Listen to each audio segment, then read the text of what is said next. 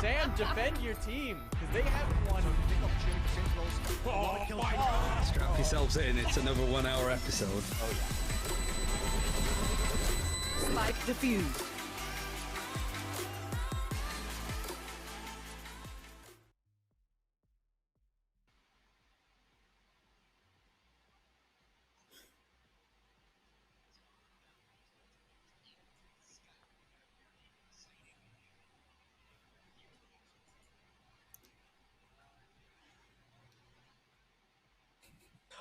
Wow.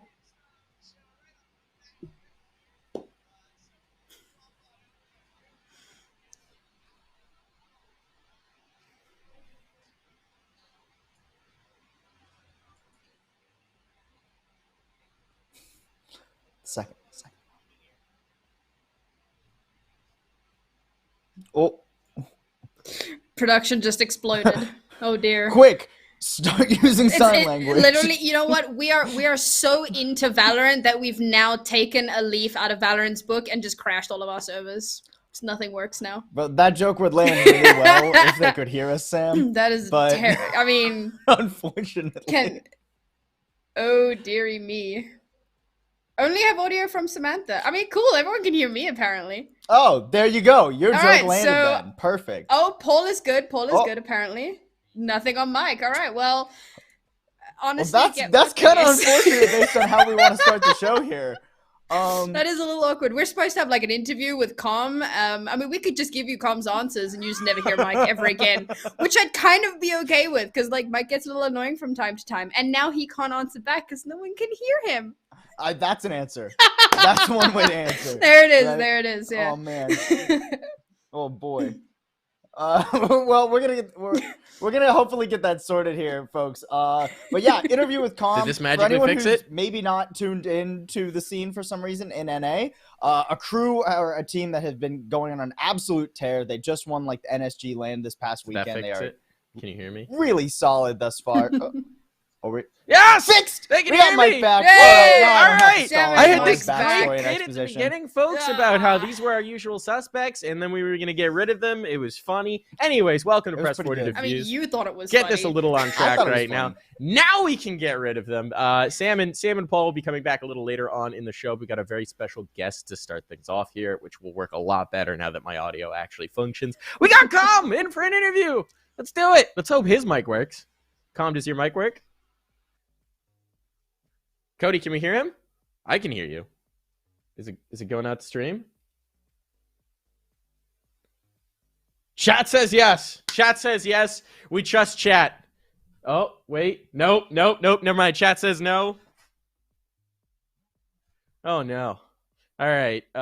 We got gremlins in the system. Refresh the link there, Com. Refresh the link. That fixed it for mine. Hopefully that fixes it for yours. We're just gonna see his frozen face for a little bit. Oh, can we hear him now? Chat, can we hear him now? Have the gremlins in our audio gotten everything? Say things, Com.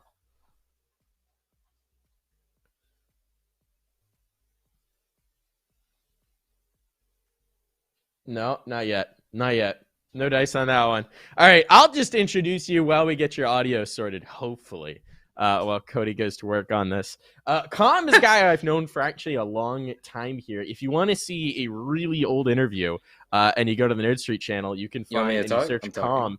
You can find an interview we did 3 years ago as part of Darth Talks, back when he was a CSGO player for an unsigned team called Vikings. Good old times. Can they hear you now? Talk? Wait, hello? Chat? All right, we're good. Success. Thank you for bearing with us through some minor technical difficulties there. Just a little bit. We'll get on the road. So yeah, we've known each other for over 3 years now. That's pretty wild. In esports, it feels like a lifetime, man. Yeah, man, forever.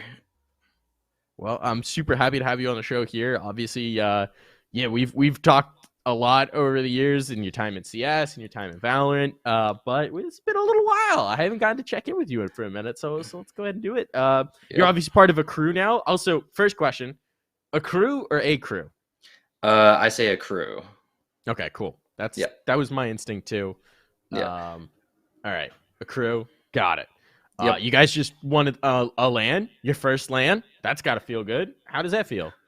It feels really good. I mean, whenever I got on land, I was like, wow, this is really like where I'm at in life right now. Because like literally like a year ago, I was like, I don't know if esports is the wave for me because I thought like honestly I wasn't good enough, and I thought I was gonna go to college and stuff. But what ended up happening is I joined EZ5. We started going on a run of success, got signed by Akrew. Now we're on this like huge win streak, huge tournament win streak too. And I don't know. Now I'm in game leading all of a sudden. I mean, I don't know. Maybe I found the recipe.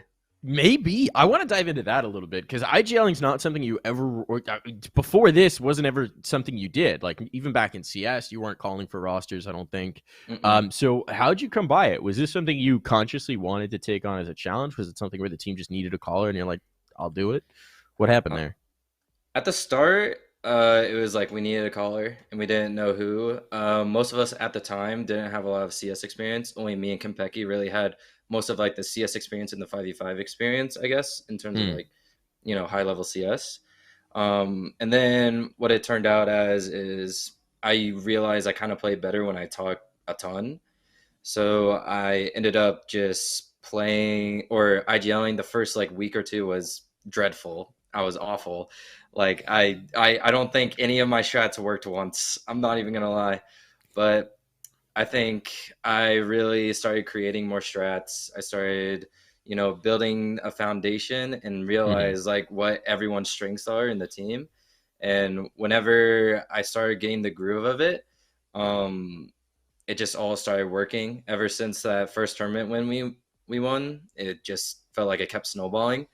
And now like, you know, in CS, I had a reputation as a lurker, a baiter, and all that stuff, you know, from Flom and everything. And I think finally I've used it to my advantage because everyone's looking for me on lurks and using a ton of utility just to find me. So, I mean, it makes me really happy that like my system and all these things that have theorycraft kind of work in the pro scene right now. Yeah, man. I mean, considering the last couple months of tournaments, I'd say you're kind of defining meta just a little bit. Keep winning things. Talking about the LAN a little bit, right? You said you were you know happy to be on LAN. Talk to me about the atmosphere, right? Because obviously Valorant on LAN is kind of still faux LAN, sort of, where it's like online servers but on LAN. So how does the game actually feel from your perspective as a player playing in person? I think it feels a lot easier than online. There's not a lot of people who are neon sliding past your screen, you know? But I mean, it's just like a totally different game. Everyone's holding angles. You can't really like peeker's advantage people. So you have to play a little bit more disciplined in that way, where you would get punished by a lot of things that you don't traditionally get punished for online. But also like the difference in like comms when we had to use in-ears and stuff. Like I remember the first map where we got beat on Breeze against like Booster Seat Gaming or whatever. Like whenever Neon's mic was like tabbing in, like we couldn't hear anything. We couldn't hear like each other's comms or footsteps or anything. And it was just like, all right, that one was a wash, all good. And then the next two maps we got it fixed, and then we just won out after that. No discredit to them, but that did suck. And then obviously all the trash talk going back and forth, especially Guck. As soon as Guck started going in, I was like, all right, I guess it's my time in the grand finals. I literally was quiet the whole tournament before that. And then whenever it got to the second map of the grand finals and it started getting close, I was like, all right, I'm laying it out. I don't care. It's just going. So, yeah. I was watching that and I was a little surprised because you haven't. I don't know. I never got the read on you before that you're a big trash talker, but I was kind of loving it. So yeah, you getting in the groove? You enjoying the trash talk a little bit? Yeah, it was a lot of fun. I mean, they were standing up and and just giving it to me. So I was like, all right, I'm not taking this. So I just started yelling back. And then when it finally got to Icebox, I feel like they even said, like, after the game, like, nerves kind of got to them. But, you know, I feel like me standing up and trash talking someone that you would never see trash talk usually is just like, you're just like, what is going on? I love it. I love it, man. And was this, I mean, this was the first LAN as the team, right? Was this the first time you'd met any of your teammates in person? This is the first time ever I've met everyone on our team. Yeah. That's awesome, man. That's got to feel good. I saw, obviously, you know, I saw the tweets of like LAN dinners and that kind of thing, family dinner going on. Does that help bring the squad better a little bit, together a little bit? Yeah, I think now you definitely see the different personalities of the team, and like you could see Guck and Pancakes are like their own little bromance over there. Then you have Neon, who's like the lone wolf, like doing his thing, and then me and Kepeki are like the cool, calm, like just chilling out people, more like in-depth thinking, I guess. I don't even know if that makes sense, but yeah. I think it's just really fun seeing like the whole like balance of our team, like just in real life too. It's not just in the server. Now, speaking about the competition in the server, right? Obviously, you talked a little bit about the Radiance game already, and how that went down. There were only, I mean, you guys, Radiance, and then CLG Red were the only like set teams going into that, and otherwise it was mostly mixed teams. So, how did you feel about the level of competition? I mean, going into that, was it just like we're winning this from the get go? Did you feel pushed at any point? Like, what was that feel? I mean, obviously at the start we were like, we're gonna win this hands down. Like we felt pretty confident in ourselves. I think the only time we really felt like we were really pushed was against Radiance, because it started getting close, and you could tell like they VOD reviewed us a lot going into that. Like they definitely had a lot of stuff, especially against me, because it seemed like they were trying to control me most of the time and the way I was lurking. Which definitely was a learning experience for me and helped me adapt. But I think that was the only team that really pushed us to the absolute limit. But overall, like we were pretty confident going into the event. We just knew like the random pug teams are probably our biggest threat, because you don't know how they play. It's just all random and like individual plays. And I feel like that's probably one of the hardest styles to go against, especially even against pro teams that have like set individual plays that are like weird. But yeah, I would say those are the biggest threat. Now, talking about the win streak, right? Because I think a lot people are getting really excited about the win streak. It's 31 consecutive matches, won without a loss. I was thinking about this, and it's got to be all right. I might be putting you on blast here a little bit, but dating back like for as long as I've been following your career, you've usually been on teams that are like kind of on the come up, but don't usually have sustained success. Right? Like a lot of tough losses and that kind of thing. Winning 31 maps in a row has to be a huge confidence builder. Is there for you personally, is there just a different level of confidence with that kind of resume being built behind you? I mean, definitely. I mean, it's the first team that I've fully like in-game leaded and like created a lot of like the ideas that I have had in my mind. Like I put it into the server and like actually like built something that's completely awesome with a great group of guys. Honestly, I love every single one of my teammates. But I mean, it's definitely a huge confidence builder. I think we've only lost, I think 6 maps after that LAN, 6 or 7 maps in the last 31 games. And most of them are maps we were working on at the time, and we've gotten a lot better at them since. But I think like building hype, and a lot of the teams that I've been on and previously, obviously not like crazy teams. I didn't really accomplish much back then, but I think it's just like, I'm kind of sick of losing, honestly, and I don't want to lose. I've literally put in so much time and effort to like get good at in-game leading, and like I've reviewed like so many, like I've looked at sports psychology, I've looked at like just like Vanity interviews. I like watching Vanity. I think he's really insightful in terms of like his way of calling, but also like bringing my own little like I guess shine to the IGL role, where it's a lot different than I feel like a lot of other people are playing it right now. So that's how I personally feel about it. And I don't know, I kind of love IGLing now. It's like having control over everything. So dude, that's awesome. It's such a cool development as well, because you see a lot of players when they have to take on the mantle of the in-game leading, right? Where it's like a huge sacrifice to personal form, or people resent like having that responsibility or that kind of thing. And it really does feel like you've embraced it. I mean, from what you're talking about, working on your lurking and that kind of thing, it almost feels like taking on the IGLing has improved your personal form as well. Would you say that's true? Yeah, I mean, before I took on the IGL role, I was like, man, this is gonna be hard for like my individual play. Like I feel like I might dip a little bit. But what really has happened is I've honestly gotten like even more consistent, and like I know what's happening around the map, so my lurks are even more impactful on the game. And I think I still have, like, the last time I looked at statistics on like Sentinels, I'm pretty sure I'm still like top 5 in NA right now or something like that. It's not bad. It's pretty good, but pretty good.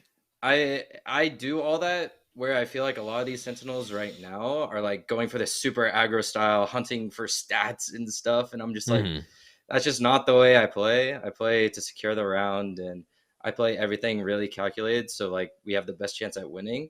Whereas I feel like a lot of the NA scene, what the problem is a lot of people are just like playing for stats, and it's like because they're like, I don't know what it is. Are they not confident in their team? Are they not like they're looking to get picked up by other teams? Like I really don't know what it is, but I feel like a lot of people play the Sentinel role really poorly. Obviously, the aggressive Sentinel works sometimes, but I feel like just it loses people more rounds than gains. So that's fair. Talking about the Sentinel role and agent roles in general, when I was looking at your history and Akrew's history as well, but especially yours individually, it seemed like agent versatility was a big piece there. You've been playing a lot of Cypher, a lot of Viper, Killjoy, Sky, KO. Like there's a lot of different ways you can go with it. So how important do you rate being versatile on your agent picks for you and for the team in general? Most of the time I feel like I like to keep it very like role centric to where people are most comfortable on what they do. I would say everyone on our team is pretty versatile, and that's something that I'm trying to do myself. But like the KO pick on LAN was a little meh for me because I kind of got owned. I'm not even gonna lie, but like I feel pretty comfortable. Like if we see a team plays a comp, like I feel like no other team does this to where I can play another agent and we don't even need strats on that map to where on that specific agent to make it work, because I feel like we directly counter the other team's composition. So I feel like that's also given us an edge. I think we've done it before too when we've seen a team's comp, and I'm like, all right, we're gonna run this character instead of that character, so we can have a better chance and like completely destroy the other team pretty much. This actually dovetails really nicely into a question I was going to ask later in the interview, but I'll go ahead and just ask it now. Obviously, the Knights tournament's next week. You guys are playing 2 weeks from now. Yeah. You're one of the invite teams. That event's going to have agent bans. People are talking about agent bans potentially coming into play in other capacities. Talking about like counterpicking agents against other teams. How are you thinking? Have you started thinking about bans? Like, how are you going to think about it? Is it going to be offensive, defensive? Like, what do you think the approach is going to be to agent bans in Valorant? Obviously, I think it's too early right now, to be honest. Okay. But we've definitely been thinking about it.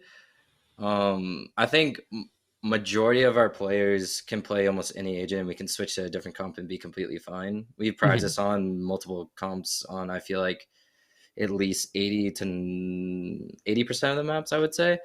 There's only like 1 or 2 maps that we haven't like tried different comps and like been successful on.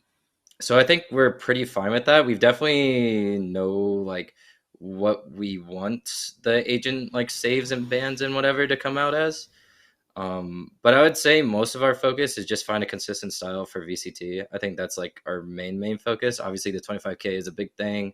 It'll probably have like placement points and everything that is probably huge for our team. And everyone's going to be looking at that event and being like, okay, this is Akrew's like real test against tier 1 teams.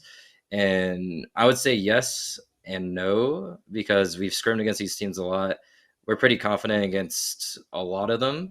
There's only like a couple teams that have really given us like a true like fight in scrims, which is like MV, and like we haven't scrimmed Sentinels yet, but I assume they would. But I would say we're pretty confident against everyone. Even if the agent bans like don't go in our favor, I still feel confident our team's versatile enough to easily come up with stuff on the fly and just beat the other teams. Okay. Let's talk about the org a little bit, because I am Mhm. very curious. Obviously, Akrew is a new org formed in October with the signing of your team. Yep. So how did that connection happen? How did that start? I honestly have no clue. We just got a message on Discord. We honestly thought like they had like 2 followers on Twitter. We were like, what is happening? We don't even know who these guys are. Mhm. But to be honest, it was probably the best thing to happen for our team, because first we were able to keep a core 3 together, me, Kempeki, and Guk. And they've treated us amazing since the start. You know, we've literally like everything we've asked, they've pretty much given it to us. And they seem to have like a good business plan for everything going on. Squish, our CEO, we met him at LAN, and I talked to him all about that stuff. And he seems super smart business wise. So, I mean, it's been really good. I mean, they've been an amazing org to us. What can I say? That's awesome, man. I mean, it's got to make life a lot easier actually having, financial backing, as you said, being able to keep the org together or the core together and not having to worry like, oh, maybe this guy's gone next week. Yeah. That's got to be a relief. Mm-hmm. But talking about the org a little bit more, do you have obviously they're a new org in the Valorant space, the new org in esports in general. Are there sort of communicated goals or expectations for what they're looking for in terms of performance from you guys? There's obviously like stuff we want, like stuff for our own personal team we want to get to. Like obviously we want to get to top 12 in this VCT no matter what. We feel like it'd be a disappointment if we don't. I would say the org hasn't really pressured us that much to like, obviously we've been winning lately, but they haven't really pressured us. They trust like we know what we're doing. We know what it takes to like have success in the esports scene. So they trust us. They've given us pretty much all power to like figure it out ourselves. And yeah, that's pretty much it. Okay. Talking about sort of your time in Valorant in general, expanding it a little bit. Your personal history, obviously, you were signed to Complexity for a little bit. That didn't work out. You left Complexity, and you were a free agent for pretty much a year, right? Like you were benched in midsummer, and then actually off the roster in October, and then you signed with Akrew this October. What's the space like as a free agent? I mean, you were talking about it a little bit early on in the interview where you were like, maybe esports isn't for me or that kind of thing. I know you trialed for some teams. Just what was that like navigating the unsigned realm of Valorant? Definitely difficult, because there's definitely been some like trials that people just underestimate me right off the rip. So it feels like I lost already before I even started. Yeah. But I think what really I thought at the start, like honestly, like young, kind of like ego calm, I guess, where I was like, I'm gonna get signed, it's easy, it doesn't matter. But I realized after a short while that that's not the way you have to look at it. So I ended up joining EZ5. We grinded tournaments. You really have to grind tournaments if you're a free agent. You can't just say you're gonna get signed. If you're not in action, you're not gonna get signed. It's that simple. And I played with EZ5. I got, whenever we went through that little disband, whatever, time period, I got a couple of trials. I got to like pretty close to joining those teams, but then I ended up going back to EZ5 and joining Akrew, which honestly I think is one of like the best things that could have happened for me, honestly. And I don't know, the free agent space is a scary place, man. Yeah. It really, I feel like it really tests the mental of a player. It can be brutal, especially when you're just out there for a while. I mean, esports always, the future's just so uncertain at times. I mean, it seems to have worked out. You say you're glad you wound up on Akrew. I'd say the recent results speak for that. Yeah.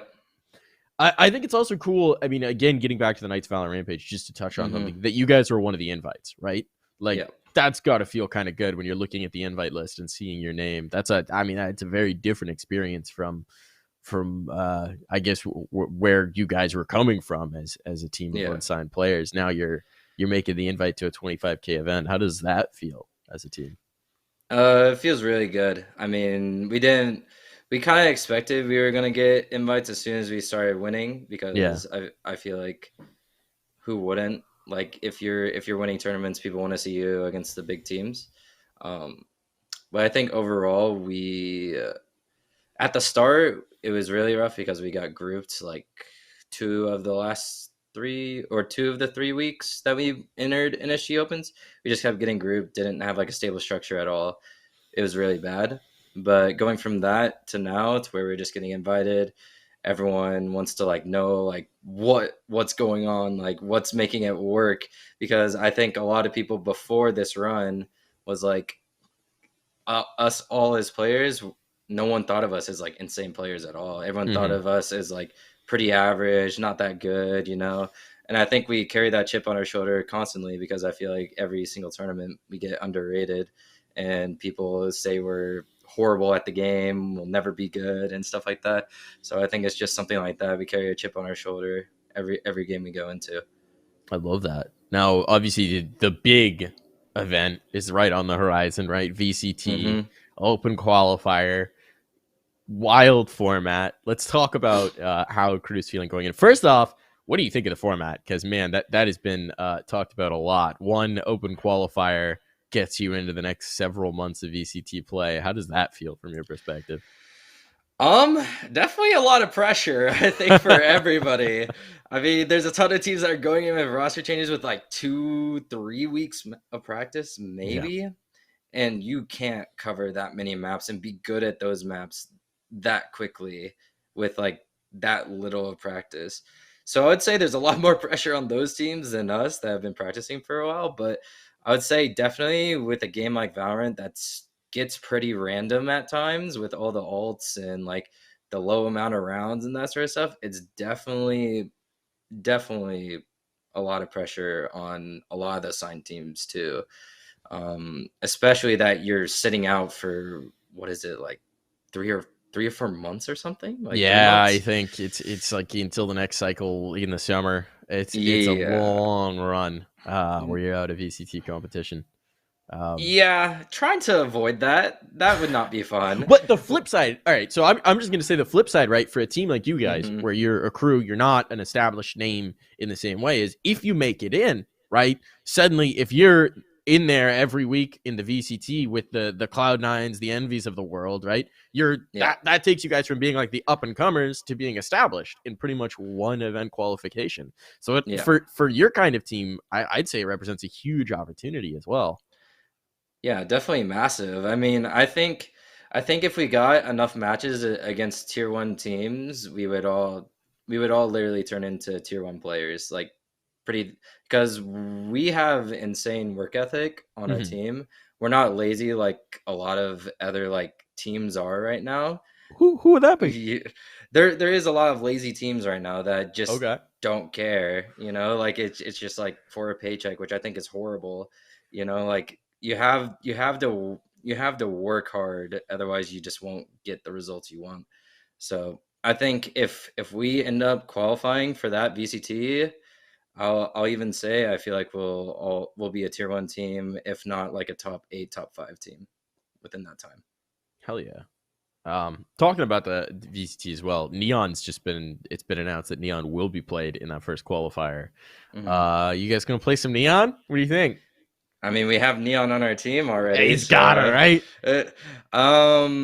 We definitely have talked about it, and I think there's definitely, I've already theory crafted a lot of stuff on some maps on that character. So I mean, we'll see what happens. I'm honestly super excited to see how it works in scrims, because I think we actually have our first try at it today in scrims, I think. So I mean, we'll see. Y'all could see Neon playing Neon, you never know. So we'll just have to see. Watch us in VCT. Hell yeah. I love that. That's a teaser. Do you think other? I mean, obviously, if you're getting your first scrim practice with her, you probably don't have a read on this yet. But do you think other teams? Because I feel like most of the time with an agent being added into the pool, we see like the first event where they're available, most teams avoid, right? Just because they don't feel like they have enough of a read. But Neon seems more straightforward than a lot of agents, right? Like she goes fast. Obviously, there's a lot of potential power from the util, but like it's not like she requires radical shifts. I don't think in the way that like say an Astra did in terms of how you play. So, do you think she might be a little more common this time around? I still don't think so because I feel like a lot of teams have to get like that stable structure on maps still. But I think the teams that have been more established and like know what they're doing on most of the maps right now will probably test her out a little bit. And I also think a lot of the pug squads that enter the VCT might play her just because it's a surprising factor and it makes more upset potential, you know? But I don't think from the teams that are like signed and everything, I don't think we'll see a lot of her. But there's always that potential that we see her. Obviously, with us, like we feel like we've established like a really good map pool, so we might give her a shot. I'm very into it. I do want to. So we're coming to the end of the interview chunk here. Thank you again so much for coming on. This is it's always a delight to get to talk to you, man. No problem. I was thinking about when I was thinking about this team for this interview, right? The parallel that jumps out to me for like the trajectory that you guys are on and the kind of momentum that you guys have built is if we rewind to last year around this time, it's XSET and LG who they were both in sort of a similar situation where they weren't really established players. They were players who had some CS background, but a lot of them hadn't really like hit that upper crust in CS. And they were winning a lot of the NSG tournaments, a lot of the Knights tournaments. They were playing in every open tournament they could get their hands on, and they were winning and they were placing well. And then people were like, well, will they translate that into the tier 1 competition? And they did.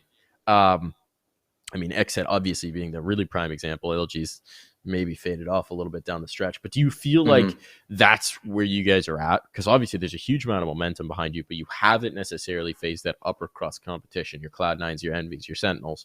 Do you think that you guys are ready to take this momentum into that level of competition? I do. I mean, I think a lot of these teams right now have a lot less practice because of the roster shuffle and all that stuff. And I also think, we haven't played anyone past the top 10 in matches before, but we've also scrimmed against them, and we also feel like we're very strong against most of these teams that people consider tier 1. But I mean, it doesn't really matter till we face them in a match and beat them. So that's pretty much what we want to do. If we start beating tier 1 teams in matches and go from this, people say team of rejects, team of people that just aren't good at the game, to just beating everyone in T1 and showing that this is a team that you need to look out for, this is a team that you can't sleep on ever, then that's when I think we'll hit our goal for the short term. And then the long term is obviously getting top 5 and then ultimately number 1. Hell yeah, man. I love it. I love the like bulletin board mentality it feels like you have. I feel like everyone who says anything about this team just going, it's going in the back, it's going in the motivation pocket, It's a very to me it's a very football mentality, which I know you played. I know you played high school ball, right? Yes, sir. So that's I love that mentality. I saw Van Silly in the chat says Akrew winning champs. So there you go. You got the endorsement of NA's number 1 analyst. Thanks so much for coming on, man. Thanks for coming on, problem. Dude. It's always fun, dude. It really is. It's crazy.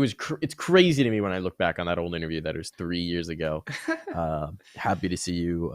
I mean, really at new heights, man. It's awesome. Great momentum coming in. Congratulations on the land win, obviously last week. Can't wait to see what you do in the Knights event and then in VCT, man. Best of luck, dude. Thank you so much, bro. Thank you for having me. I love talking to that dude. What a good interview. Everybody, can we just take a second, right? Like, that was a 30-minute interview. Can we have a round of applause in the chat for Com and Mike? Like, what an awesome interview. Com was super well spoken. I love to see players who actually, like, are, like, really well spoken and like to talk about the game, the aspect of the game, but also, like, outside of it, what things are like as a player. Like, what an absolutely phenomenal interview. He's honestly.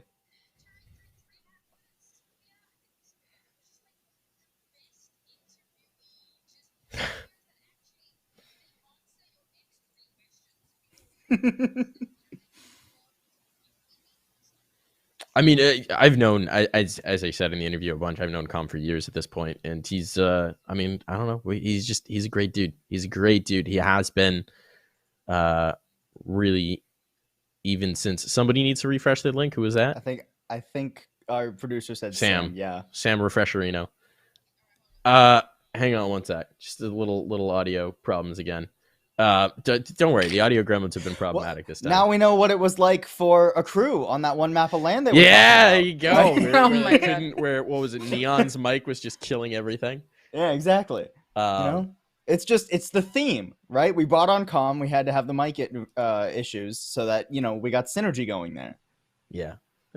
Everyone gets a turn. I'm back. Everyone gets a turn being muted. I'm glad you're back, Sam. There we go. But no, thank you. Com's always been a thoughtful guy. Again, when I don't know how young he was when I first started following his career, when he was on a main team, maybe an advanced team at the time called Vikings when they qualified to Premier. That's a throwback. We should probably get on with the rest of the show. Like, this is great, but like, I mean, really I want to wax poetic about so much of that interview, but like, yeah, we have a lot to go through. He was here. 18 at the time, so yeah. Wow, he's always been a thoughtful guy, wiser than his years. But yes, okay, let's get into some other stuff because we do have a lot of stuff. Real pleasure. Thank you again to Com for coming on. Really excited for what Akrew is doing this year and heading into VCT. I think they're really one of the most interesting teams to watch without a doubt. We, speaking of recent events, speaking of Winter Champs, speaking of the land that just happened this last weekend, we have a new segment that we're bringing on. We got our reporter in the field here telling us what's been going on with Winter Champs. It's Allie. You might know her as Aloe, one of the admins of Nerd Street events, always on the ground, on the field. She's going to let us know what she's been seeing out in the field. Allie, you there? Yeah, I'm here. Can you guys hear me all right? We can.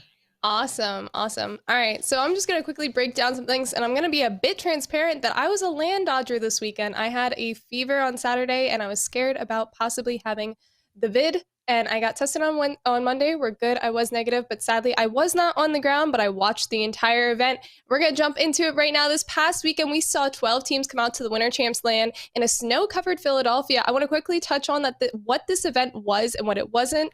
For transparency, this was not the Winter Champs finals. The Philadelphia LAN was another Winter Champs event that provided 2 times the points of an online weekly with a larger prize pot. That being said, Akrew is now sitting at the top. I mean, they were already at the top of the leaderboard, but they now have 21,120 points after winning the LAN this weekend. And I do not believe it is possible to surpass their point level at this time for the remainder of Winter Champs. So quickly, we saw the 2-day event. We saw a bunch of very close games. If you look at the bracket, it shows 2 O's. However, though Akrew may have clapped some teams to get into the finals, we saw Salt and Vinegar and Booster Seat Gaming go very close head-to-head games, as well as Salt and Vinegar going toe-to-toe with Radiance in the semifinals. Now, their first map was a little quick, but map 2 went into triple overtime. However, in OT, we saw that Salt and Vinegar ended up losing their team on attacking side, and Radiance won to progress them into the grand finals against Akrew, which was absolutely a spicy full 3-map grand finals. We love to see those. Radiance came in hot and winning Breeze fairly quickly, 13-6 scoreline, and sent us over to Bind for a much closer game. Akrew and Radiance went back and forth on Bind. I think it was a 13-11 scoreline at the end, where honestly my favorite part about Bind was seeing the Sova v Sova battle against Pancakes and Venture. Akrew ended up taking that map, and we prevented an overtime, and it granted us a map 3. Now, I'm going to be honest, I was a bit disappointed with map 3. As we saw that Radiant stomped on Breeze, we had that extremely close game on Bind, and it kind of just like got very bloodthirsty, quick, and cold for Akrew, and they took out Radiant's 13-5, and it kept Radiance in their spawn the entire game. Now, I want to quickly jump on to addressing some of the players that I want everyone to keep an eye on for the future. Now, players to watch, I would say, from Akrew, we saw, Campeki is a stable, strong player always with an average ACS of 290 on, that was on Breeze, of 238 average. And then Pancakes and Neon. I want to keep a close eye on both of them. Pancakes is the strongest, one of my hot takes. I think Pancakes is one of the strongest Sovas that we see right now. I would say top 5 in the at least tier 2 scene. And Neon on Jet was very strong. Both pretty much throughout the entire event, with an average ACS of a 227. I'm not talent. I'm trying to do this in the most, talent-esque way. Now, when we hop on over to Radiance, Venture, and Cheat Code, those are the 2 we need to continue to keep an eye on. Cheat Code has a massive arsenal of players where they're jumping around between. We saw Cheat Code on 3 players in that grand finals. Sky, Raze, and Reyna, with an average ACS of 192, a little low. However, was still making a lot of impact. And Venture, another Sova god. I think Venture and Pancakes on Sova are 2 of the strongest players that we can see in Sova. And I'm also just a Sova stan. So that's what I have to say in regards to the players to watch right now. And obviously the teams to watch are Akrew and Radiance. They have been the teams to watch for Winter Champs for the last couple months. And they're going to continue to be the teams to watch because they continue to show up and, do some work. And that is my reaction and overview of the tournament. Thank you guys for listening. And I'm going to send it back on over to Mike, Sam, and Paul. And I hope you guys have enjoy the rest of Press 4 to Defuse. All right. There's our reporter on the ground. Hell yeah. Good old Allo coming on in, letting us know, giving us the scoop on what happened at Winter Champs. It was a fun event to watch. I was enjoying the trash talk. Really enjoying the trash talk personally. Yeah. Got some heat. I mean, you heard Com talk about it in the interview. He's not a trash talking kind of guy normally. So when he started to stand up and yell, that's when the spice was flowing. You always have to be scared of the quiet player when they get involved in the trash talk, because then they're in it. Seen it at right? Champs. Yeah, exactly. Right. That's when the spice comes in. Well, now that we've got our segments out of the way, only 45 minutes into the podcast, now it's time to go for our normal segments. We're just gonna have to zoop through some of the news from last week. We're gonna really. We say that every episode. Ooh, we gotta blitz through this. Usually we start always this point, right? Yeah. Always 45 minutes in. Usually At least we this time, start the with first news. 45 minutes was like good content compared to normal. Oh yeah, we never have good content on this show. Self-dip. All right, run it Got back. him. Into the news. Let's do it. All right, first news. LG minus a proto minus your boy Dre. Someone should probably tell them that the event starts in 2 weeks. Yeah, honestly, right? Seriously. I mean, I think you've got to think that they've got a backup plan, right? Like, they're not just. Do you think it's possible that they're like, oh man, look at the time, we've got to pick up someone, and they still haven't filled those slots? Or do you think these are just like delayed announcements? Because surely no team is actually scrambling at this point. Like, that just seems like poor form. they've been playing without your boy Dre and a proto for a while now, right?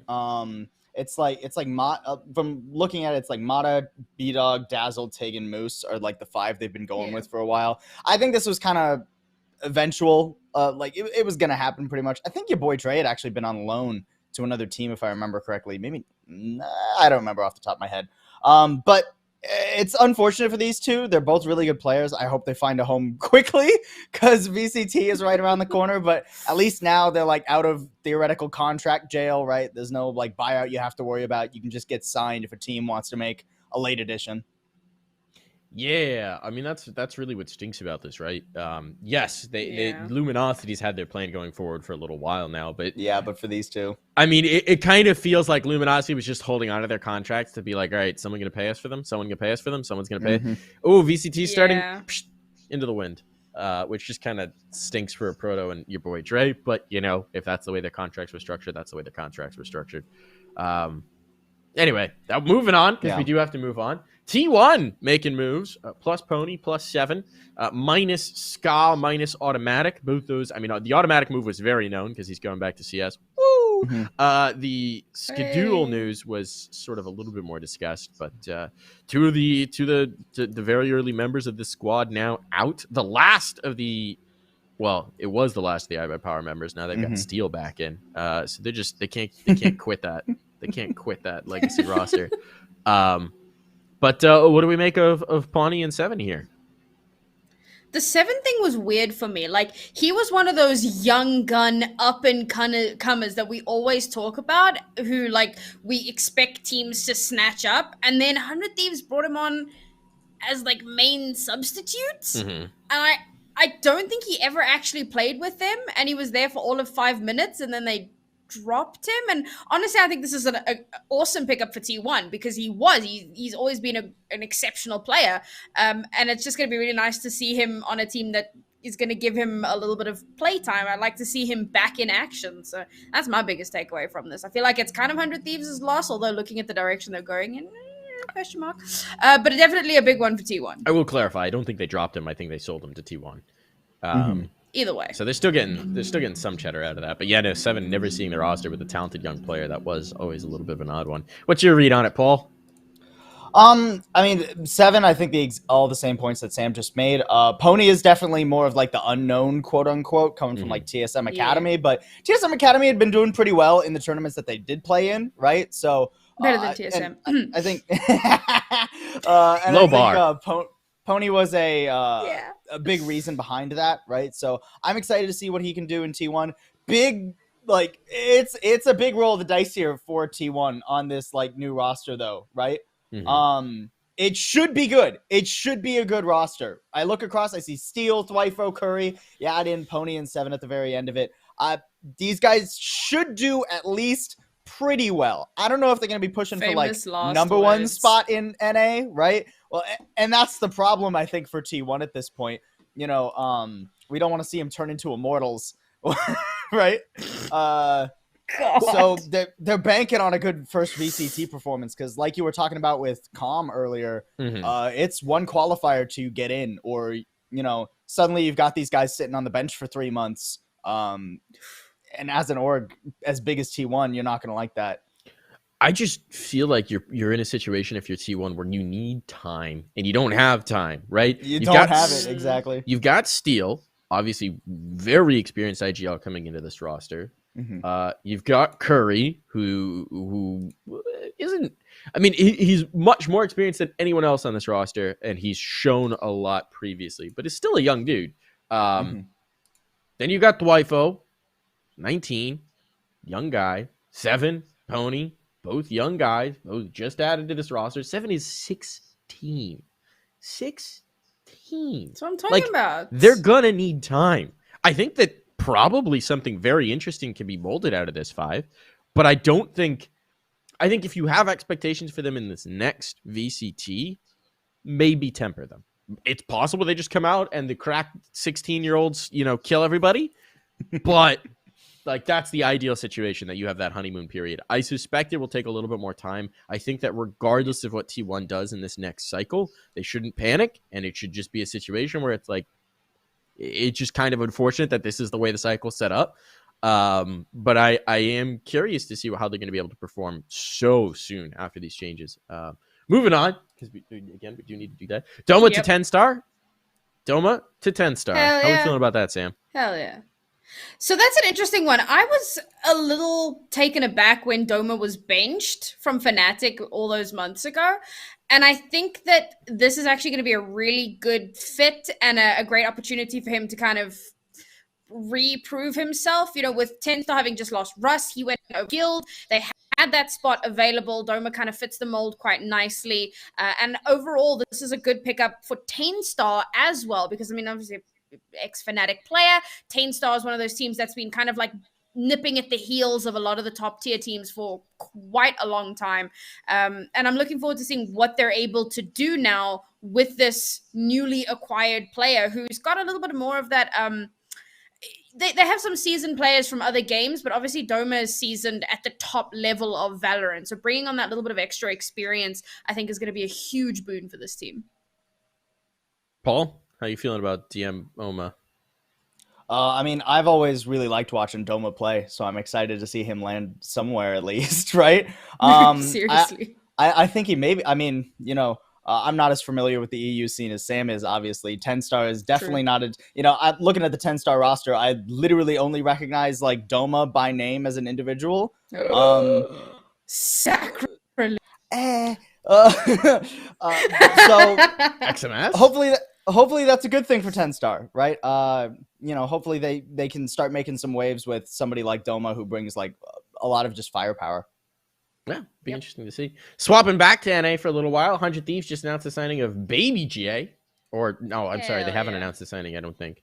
They are signing Baby Is this GA. like a sources? Yeah, I think sources, this is just yeah. repeat. I'm So trying it's to see happening. if it's been announced yet. Well, we're like in that period of time where the reports and then the announcements are coming so soon because the event's happening so soon. Yeah.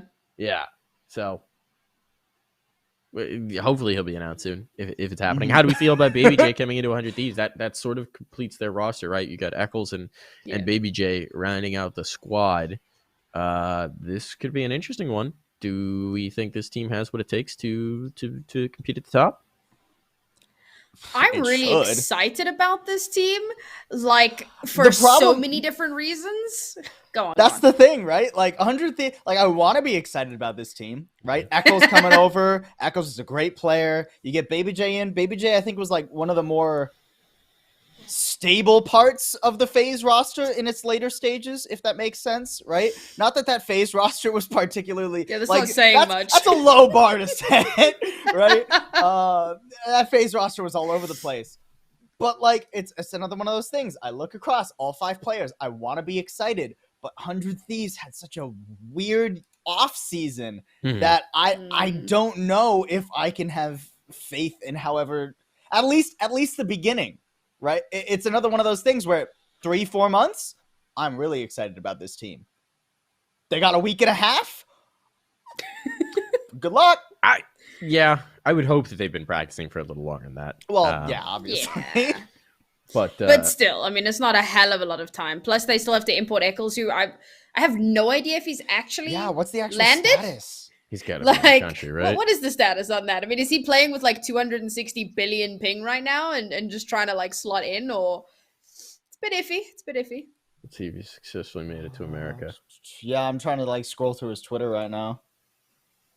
I don't see anything that's like, landed in NA. I mean, he can't do that until he's been announced, right?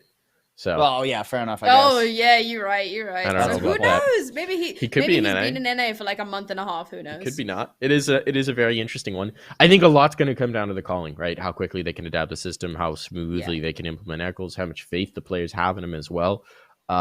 It'll be interesting. I mean, the thing is, on a team like 100 Thieves with a guy like Hiko, you've got another strong voice from a guy who's called before and that kind of thing, which can be a boon. But it can also be a bit of an issue when you're installing a new system where it's like, well, I like to do things this way. And there could be that pushback where you're trying to find the balance. So that'll be an interesting team. There's just so many teams where it's like, I don't know how they're going to do just purely because of the timeline of when this event happens. Hopping over to Korea, Lakey has been benched. That's God. What? All right, I'm just gonna say, what a fucking mistake that was from him to sign with Vision Strikers to go to. They literally they bought this guy just to put him in no play timeout mode for half a year, and then this is the 900 IQ stat. You buy the best player in the region and put him on the bench, so you never have to play against him. This is the shit you can do when salaries in a region aren't that high. You can just be like, fuck it. But I mean, they could be playing him. This is the really confusing part. Well, and this to me shows that like something is not gelling. Something was absolutely not gelling. Like I don't know what it was, but between like the weirdness at Berlin and then you get like we didn't even get to see Lakey, if I remember correctly, at Champions, or he came out for like one map or something crazy. And to go for like the first year of Valorant's life cycle, Lakey was just an absolute monster in Korea and then just bench jail, right? Yeah. That's just it's heartbreaking to see whatever's going on crime. behind the scenes at Vision Strikers. Like some big org get over to Korea, buy him. Just buy him Or just, and like, put him on a import team him with four somewhere, nobody. honestly. Import him somewhere, I mean, honestly. Right? If Like there another- was going to be a team to do it, it'd be Cloud9, right? They like their Korean imports right now for the Valorant right? team. Yeah, exactly. They've got enough people for their roster, but like, you know, I think C9's vibing for a minute, right? Yeah. But maybe the Immortals restructure. That's what we'll Oh. look for. They go to Immortals Korea. are now moving right? to Korea. That's what's happening. Immortals is You heard gone, it here man. first, folks. Sources. I think Immortals is gone from Valorant. All right, moving on here. It's just absurd that like he played one map at Champions. He played one map. He topped the board in ACS. They didn't play him again. They got knocked out. It just, what were you doing with that? Crazy. Like, it's just bizarre. Riot, not so smooth with this update. Okay, you released the update. There's so much So good. interest in the new episode that you disable custom queues, custom games In the middle of a tournament. and the shooting range in the middle of the tournaments. Yeah, Riot, Rito. Oof. Quick, just try and get. But I mean, this Max seems to be a and common unrated. problem. Like, it happened with Final Fantasy, where they had so many players that they had to stop all sales of their game. Like, literally, you could not buy the new Final Fantasy because there were just too many people on the server. So this is clearly, like, a thing. And I also noticed it only lists the American regions, so North America, Brazil, and LATAM. But, Sure. like, it's been happening in EMEA as well. I've got friends that are like, I can't get into the range. I can't play a game. Like, the system is borked. It's a little unfortunate. And along with this were some very interesting updates, which aren't necessarily broken in terms of the server being busted, but if I mention the word Ares, I think everybody's gonna have some PTSD flashbacks Holy to the cow. last couple of days. So yeah, no, like this latest update has just been wild on a lot of different levels. Yeah. It's definitely Yeah. New Year. We're seeing how it goes. New Year, same riot. Yeah, pretty much, right? I do want to just say, like, on gun balancing, it's okay for guns to be highly situational. That's all right. Like, not every gun needs to be viable in every circumstance, man. Especially, you don't need to have the cheapest giant machine gun just be a crazy bullet. Like, if the Ares doesn't get a hot fix before VCT, this is going to be some of It the has just like to. It's gonna be This hilarious. is just going to Neon suck with the to Ares, watch. let's go. Bro, I want to see it get a hot fix tomorrow. That's how wild it is. And I mean, there's room to argue, right? It's maybe just like recency bias. Players aren't prepared to play against the new Ares, so everyone's bringing it out because it's easy to just run and gun it, and maybe teams will figure out how to get around it. But I've seen a couple people on Twitter making that argument, and I just wanted to address it because I think the Ares is just busted. I think it is wild right now. Best gun of the game. I mean, for its price, Always has been. absolutely. Yeah. Right? Like, I'm taking the Ares. There's no reason to buy the Odin anymore. There's absolutely no reason to buy the Odin anymore. It's twice as much as the Ares. I mean, you know, why would I gamble 3K of my economy on a gun that's barely better than the Ares at this point? Yeah. You know. It's a bit The dumb. thing is, wild. people And I could- mean, you were saying in the green room, like, you can buy an Ares and full armor just about Effectively every now. round. Yeah. Even if you're losing. It's Yeah. crazy. and like, it you get just, that... I was just gonna say, in case anyone Go for hasn't it. seen the patch notes, what they did is they removed the spin up on the Ares and they increased the fire rate at the same time by a third, right? Not an insubstantial increase in fire rate. Like, it's 10 to 13. That's almost a full third. Yeah. It shoot many bullet. It shoot Fix many bullet it. very We fast. need- Fix it. We need the old, the OG meme. Ares do, in fact, go burr right now. Right? Ares Extremely hella go burr. burr. It do go burr. Oh, man. Extremely burr. Top tier analysis here, folks.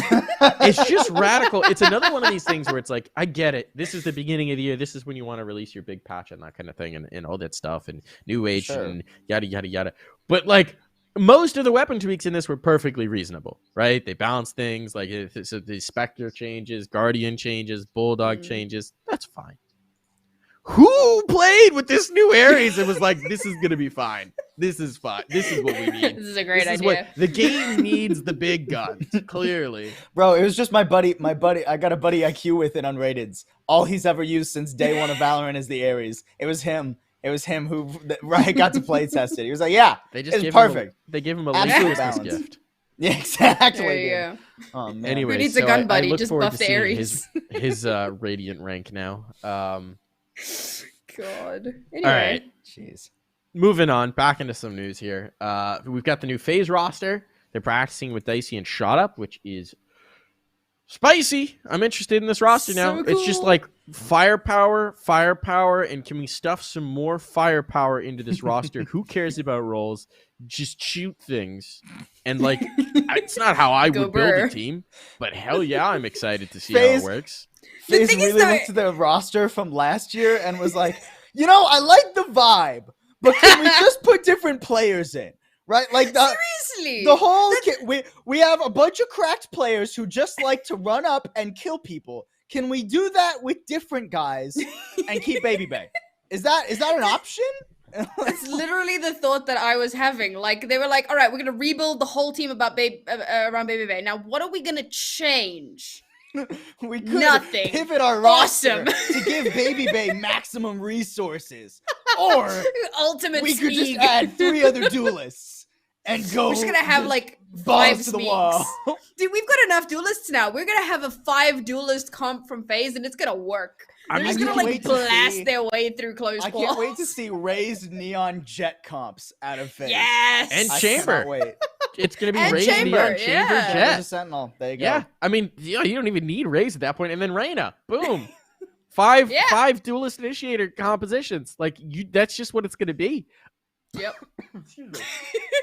People I are really making a hope it lot is of like that. how if you run Chamber, Jet, Neon, you can basically have a full gun round on ecos. Like get Yeah. better than a gun round on ecos. That's gonna be FaZe. Yeah. FaZe is gonna be the team that tests this, where they're just like You're everyone go right. kill. Oh my god. What's our Oh. strat for this one? It's going to be amazing. Smeeg 'em. We lost 3 rounds. Don't worry. We have ults who- now. It's still a gun round. My Whoever favorite, is the TO for VCT, I beg you, stream phase. absolutely. Please, for the I love just of wanna all see that is how it good and works. holy. On the plus side, I think this roster will not have the issue that other teams have where they need more spin up time. Because if everyone's just holding W, Yeah. how much time do you need to spin up? Yeah. Maybe Well, then you this have is the to next ask- level. Then you have to ask, is it going to be a honeymoon phase, right? Like if FaZe come out at the first event and do really well, just rolling over people I with just like wanna see what the aggressive comp- gameplay, they're going to be Ares abusers too. Yep. They're absolutely going to be Ares abusers. Absolutely, dude. I just wanna Baby see what Bay that was first running comp is. Odin on Jet, dude. There is no way that they are not going to be an Ares abuse team. Biggest Oh, cliffhanger jeez. of this VCT is just what comp are they going to roll out of the gates with? Like who's Yeah. playing what? I'm very excited to see what happens there. All jokes aside, I'm just glad to see Shut Up because Shut Up's always been like a really good Honestly. player. Shot So bonkers. really excited to see him with like a proper opportunity here because Immortals have been kind of lackluster for a long time and Shut Up has deserved better for a long time. So big if true. That's where that is. Shot Up is one of the most innately talented video game players Yeah. I've ever seen. Period. Mm-hmm. Like just innately talented, bonkers levels of skill. Yes. All right, moving on here. Moving on. We got some exciting news from Brazil. Liquid have signed Gamelanders Purple, so their FE team is going to be competing in SA, which is pretty exciting. I think there's Game Changers events coming to that region as well. But yeah, investment down under, but not down under America, Brazil. Come to Brazil. Down under. Liquid came to Brazil. Mike Don't just worry about it. Look, in baseball, if you're batting 500, you're the best baseball player of all time. Some of my jokes are gonna miss. Okay? Is that your Why did we your invite life? him? Mike. Sometimes you gotta sometimes you gotta swing. Sometimes you gotta swing. Not everything's gonna hit. Not everything's gonna connect. How Hit do you or feel miss, about this huh? roster? Do you think Liquid's gonna hit, Sam? I mean, they've been dominating the scene for like ever. So yeah, I don't see too much changing. I also don't see Liquid investing in a team that they don't see as doing well. You know, I mean, we look at their what is surprising to me is that they've chosen a Brazilian roster. And I think it's because they were too late to get involved in EU and now all the best female EU teams have been snatched up. So they've just been like, all right, well, org support in Brazil, which is always great, and the best team is available. So yoink, ours now. Liquid is a team that will like diversify whatever region they want as long as they have the like one of the best teams in it, right? Like you go across different games with Team Liquid, they're all over the world. Yeah, they're a global org. Yeah. I mean, this is an NA org, right? So isn't they're there literally it's housed in NA, but like they have NA league team. I'm pretty sure they're actually Dutch. Like, I think. Oh, are they? Their headquarters is in the Netherlands. Yeah, really? I think they're also they're North American, but they're also Dutch. It's a global org. It really is. Liquid is one of the orgs that's like genuinely like most teams claim that they're a global org, and it's like we signed a mobile player from Southeast Asia. We're a global org. Liquid genuinely is like they're all over the place. Yeah. Very cool. I just want to say who I knowing nothing about this team. Person who's in the middle of this team announcement with the sunglasses and the hair, absolutely dope. So good, dripping, love it, sick. Also, purple hair at the back, I approve. Mm-hmm. That's like I was thinking Reyna hair. But that's I just like the sunglass. That's drip. actually like the perfect gradient for it too. Yeah, sunglass drip. Yeah. That's top notch. Top notch. Moving Pretty on. Neon. We talked about it with Calm. Neon's going to be played in VCT. That's going to be really interesting. I'm fine with it because this is their established timeline of 2 weeks. The only thing I don't like is the fact that some of them are playing VCT and some of them are not. And that's just weird. Start dates. Yeah. But I love how it says that like Neon will be disabled for VCT qualifiers that begin before January 25th, right? So, but that means that you will have played a portion of your qualifiers. Like EMEA started 2 days ago, and then suddenly it's like, all right, boys, now you can play Neon. Well, not and you barely practiced it. The way I thought it was phrased was like the qualifier event, it won't be good. Yes, but then like future qualifiers, right? So the event began before that date, so it's not enabled for that event. I certainly hope so. No, that's what that means. Yes. Pretty sure. 100%. I will bet money on it. Large amounts of money. That's what that means. It better. Otherwise, then if that is the word, then yeah. Okay, but also, so the VRLs in EMEA start on the 26th, and they've already announced like a few days ago that Neon will not be available for their opening qualifiers. But it will be available later on in the event. So there's an interesting little, I don't know. No. I can only speak to the VCTs. Yep. Yeah. But anyway. Fair enough. Y'all don't know shit about EMEA. That's literally why I'm here. I think overall, though, it's always good to start like the new cycle of a year with something new, right? I think it's going to be really good for like viewership, if nothing else, getting Neon in there.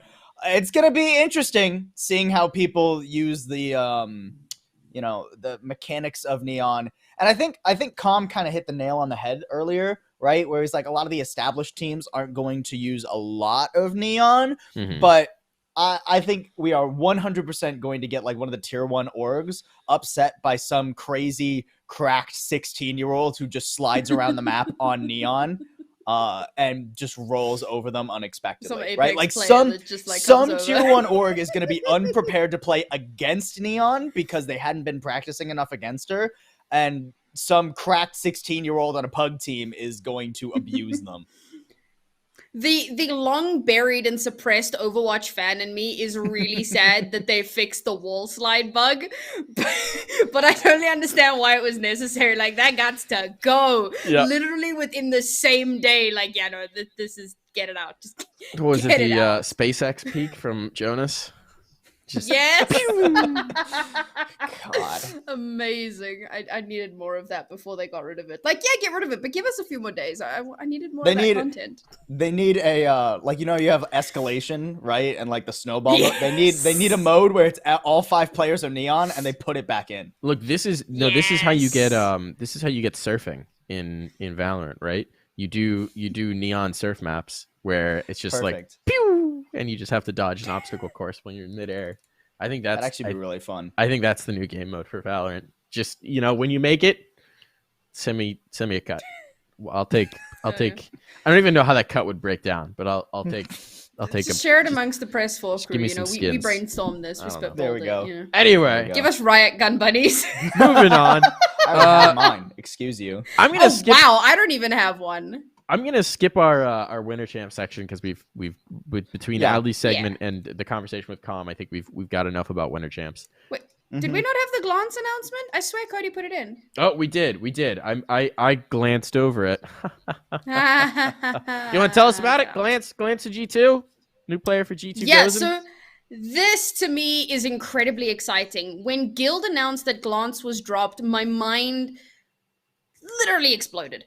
Because at that point, I think that Cecile was still on G2 or had just announced that there was like some wonky contract stuff, and I can't remember exactly. But Guild was like, thank you, Glance, no longer here. And I could not understand, because Glance is one of the players who for the last 8 months, I have been absolutely praising at every possible opportunity. She plays a phenomenal initiator. Like when she plays Breach, it is poetry. She's also like one of those last players left alive. So not only is she creating space for the team, but she always tends to somehow be that clutch god for the team. So when I saw this announcement, I literally squealed. I'm so excited to see her given such a huge opportunity. And I mean, G2 have already proven themselves to be an absolute force.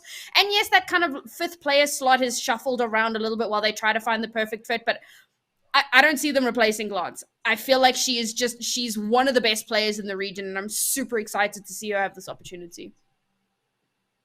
Should be spicy. Should be fun as well. Hell yeah. Especially since, I mean, after they dropped their previous player, whose name escapes me right this moment, Anya, they lost a ton of firepower, right? So this brings firepower back into the team in a way that should be interesting for them. So we'll see how that goes. I mean, Seal did really well, though, like, because even with Anya, they couldn't get into the finals. They brought Seal on, and suddenly they, like, won game changes, and so even that was really surprising to see her get dropped. Everyone was like, what? Why would you drop her? She performed exceptionally well. Now we get it. Like, if you're bringing on someone like Lance, yeah, okay, we get it. You went from an A to an A+. All right, there you go. Fair enough, I guess. Yep. All right, now diving into the VCT stuff for EMEA. Diving on in.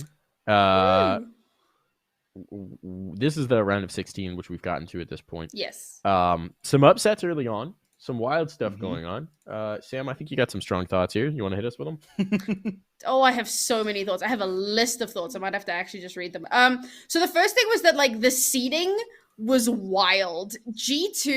Guild have like 2 of their 5 core players remaining, and they still got seeded first. So, like, the seeding was very, very weird, but it was one of those things where it seemed like it was somewhat randomized. There was a lot of complaints about it. There were, like, maybe 4 or 5 teams that got seeded, and then everyone else just kind of slotted in.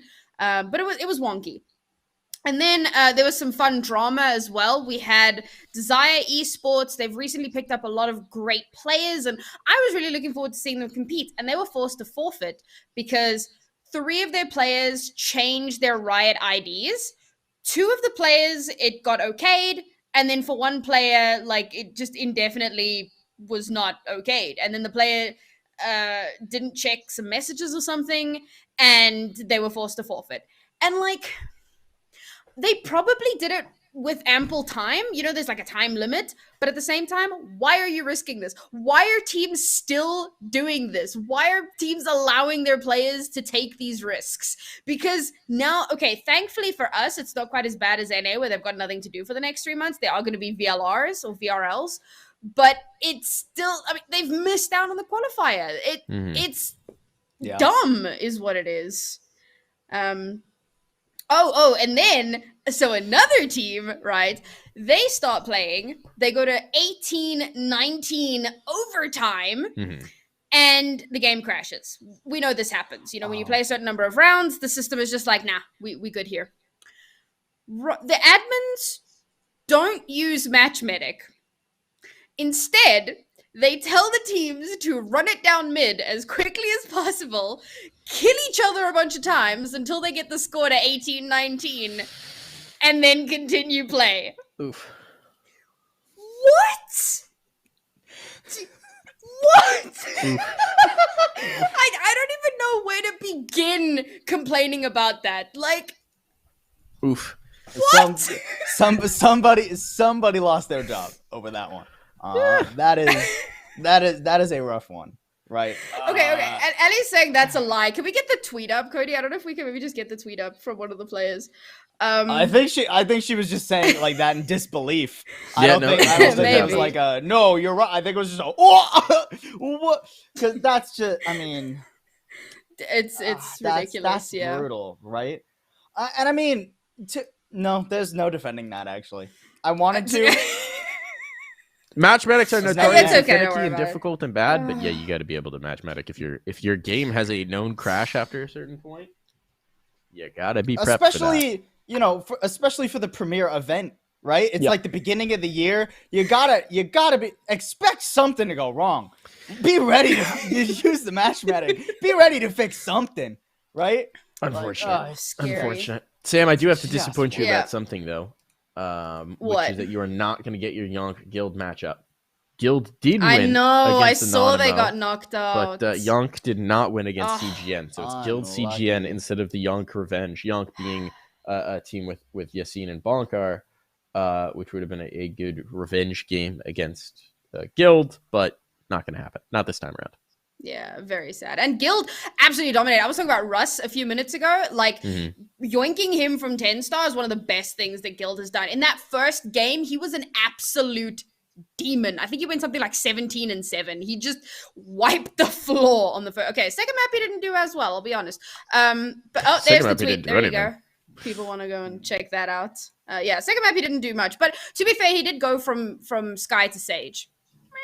Slightly different play there. Anyway, let's move on because time is a thing, which we are way over. Heretics got second rounded. Okay. How the mighty fall. Seriously. And Foxy, we kind of spoke about the drama with that a little bit earlier on. I'm going to get to that in a bit because there is some stuff there. Giants got knocked out by a new Polish super squad, which seems to be like a thing that happens once or twice a year where a Polish super team will just appear and smack everyone around and then summarily get knocked out by Guild, it seems. Yep. Because that is who Guild just beat. So there you go. But pretty impressive for them to have been able to defeat Giants in the first place. Okay. Then Rix had a good start, fell to Wave, and they were both kind of this like tier 2 team. So that was always going to be a difficult one. But Wave has been really good recently. Now, here's where the Foxy stuff comes in. OG has been a bit of a for quite some time. And they fall to Team Quesos, which is made up of a team of players who have struggled to get results for the longest time. I'm talking like Leah, Foxy, Tisak, Chak, like players that we knew their names some time ago, but they weren't really doing much. And as I said, Foxy, the Heretics drama, they've just knocked out OG. So that's a bit of a Pepe laugh. Anything else important here? Koi getting knocked out by XL, which is also really interesting because Koi had actually missed the deadline and then got pulled in despite having missed the deadline. I don't actually know how that happened, but there you go. XL, a lot of tier 2 players, but a lot of strong talent there. And the final thing that I have to point out is we talk about the cracked gamers that no one's ever heard of. Well, let me introduce you to Martine. He is playing for, let me get this right, straight out of retirement. Played a 3-map series against the Movie Star Riders. Now, a lot of people won't know that name, but they are actually a very good team. They've been around the tier 2 scene for a really long time. There were a lot of expectations on them. And Martine, out of nowhere, drops a 74 kill game on 3 maps with a plus 37 KD. That is ridiculous. That I don't know how you do that. It honestly looks a little sus, but and you also, like, if you look at his previous stuff, like he's never really been at the top of anywhere. So to see him performing this well, I don't know. We had this similar thing with Pora. I bring it up all the time where in his first showing, everyone was like, nah, dude's wall hacking. There's no way. And he's just that good. So I don't know what's been going on with Martine. Maybe a recent swap onto a duelist. I don't know. But dude is cracked. So I'm going to be keeping my eye on that player for some time. And that's your EMEA wrap. There we go. There we go. EMEA Love it. report. I just want to say my biggest takeaway from this is that 128 team open brackets are a bloodbath, and it's been a minute since we've had a good bloodbath on these. So this is where you have invited teams to the main event and invited teams to the closed qualifier. In NA, this is going to be a massacre. NA is going to be a wild bracket, dude. This is going to be a massacre. It's single elim too, right? NA, like you are putting everything on the line, every best of 3 for 3 to 4 months of your next like a quarter of your year on every single best of 3 throughout the whole bracket. Oh, no VRLs to fall back on. Pressure, you got nothing, dude. That's so much pressure. Yeah, it's gonna be nuts. Sucks to be NA. It's gonna be nuts. But the flip side is, I feel like somebody somebody Akrew, cool is gonna make it through. Yeah, and unexpected. And I think that's gonna be a huge dope. opportunity for that team. Yeah, and that'll be cool. But it'll be interesting to see, especially if like teams with high expectations don't make it. Like, what happens? What happened? I can just see like 100 Thieves, FaZe, or T1. Like, dude, what if like Sentinels doesn't make it? What if Sentinels doesn't make it? I mean, to be fair, that wouldn't be surprising at this point. I think it would still be pretty damn surprising. I think it would still, yeah. I mean, it would. But like, but, what if they disappointed at champs? Like, what if they're just stuck on the sidelines for months? Like, it's just wild, man. It is a really wild format. It creates all sorts of hypothetical situations. And for somebody like Sentinels, right, where, they've been on a sort of downward spiral for the last few months, at least at their level, right? Their spiral downward still lands them at the top of NA, don't get me wrong. But if they somehow flopped out, that's when we see players cut, right? They've been keeping their roster. They've been keeping their roster together. Like, if you see a T1 or a FaZe flop out, they might try and keep that roster together for one more cycle. But if a Sentinels flops out on a fluke best of 3, if they're the team that I was talking about earlier who gets run over by some cracked 16-year-old on Neon, right? You see a lot of the top players in NA suddenly on the open market. It could be wild. Yeah. It could be really spicy. We've still got a time before the NA VCT starts, but I am very excited for that. The EU VCT has already been fascinating, and as we move into the closed qualifier portion, I think it'll be more interesting as well, because that's where you can sort of think about the games a bit more, as opposed to just being like, who got upset by what? Someone dropped 74? Like, what? You're just trying to follow the tickers and like 87 different streams and process the information. It's just too much to actually know what the hell's going on until you've actually got it distilled down a little bit. So now we'll have it distilled down a little bit and know a little bit more. I think that's going to wrap up our go ahead.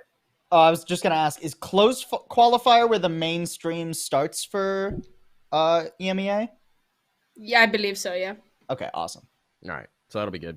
I think that is going to wrap up our show here. We're just coming up on half an hour overtime, as we always are. We've gotten worse about this week to week. We're gonna look. Okay, in our defense, this week we had a half-hour interview with Com. This does make sense. Just fun fact, Paul. When this show started, it was a 30-minute show.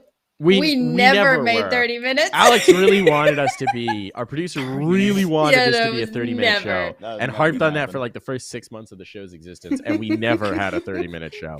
Not once.